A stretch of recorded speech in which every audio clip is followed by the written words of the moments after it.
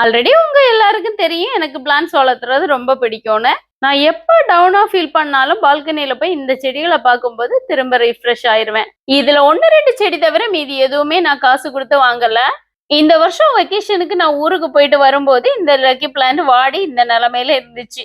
மனசு கேட்காம டஸ்ட்பின்ல போட்டுட்டு அப்படியே வேற வாங்கி வச்சுட்டேன். இதுல எந்த லக்கியும் கிடையாது. பேருக்கு மட்டும்தான் லக்கி. ஊர்ல இருந்து வந்ததுக்கு அப்புறமா மைனி கிட்ட ரெம்பு செடி கேட்டு குடுத்து விட்டுருந்தாங்க.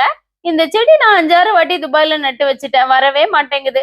உங்களுக்கு ஏதாவது டிப்ஸ் தெரிஞ்சா சொல்லுங்க. இந்த செடி கூட எனக்கு வீணா தான் போச்சு. போன வருஷம் வெயில் வந்த உடனே முத்தின கீரை செடியை பிடுங்கி பாட்ல போட்டு அப்படியே வச்சிருந்தேன். தண்ணி ஊத்துனதுக்கு அப்புறமா அப்படியே முளைச்சு வர தொடங்கிட்டு. அது மாதிரி சங்குப்பூ விதை இன்னொரு மைனி தந்து விட்டுருந்தாங்க. அதுவுமே முளைச்சு வந்திருந்து. வீட்டுல வாங்கின பசலைக்கீரையோட தண்டை நட்டு வச்சிருந்தேன். அதுவும் அழகா வளர்ந்து வந்துச்சு. இதை என் லாங் வீடியோஸ்ல அடிக்கடி காமிக்கும் போது நிறைய பேர் இது என்ன செடின்னு கேட்டிருந்தீங்க. இது பசலைக்கீரை. அப்புறம் இந்த தக்காளி செடியெல்லாம் நாம வாங்குற தக்காளியில இருந்து விதை போட்ட செடிகள் தான். என் வீட்டுல கற்பூரவல்லியும் துளசியும் கண்டிப்பா இருக்கும். எந்த வெயில்னாலும் எப்படியாவது 2யும் காப்பாத்தி எடுத்துருவேன்.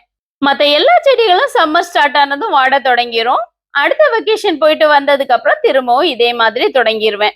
இந்த பிளான்ல சின்னதா ஏதாவது கிடைச்சாலும் அதை பார்த்து பார்த்து நம்ம மனசுல உள்ள ஸ்ட்ரெஸ் எல்லாம் அப்படியே போயிரும்.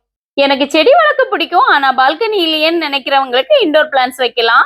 ஒரு சின்ன டேபிள்ல இந்த மாதிரி வச்சா போதும். 4 சுவத்தை பாக்குறதுக்கு இதுல இலை வந்தாலும் பார்த்து சந்தோஷப்பட்டுக்கலாம்.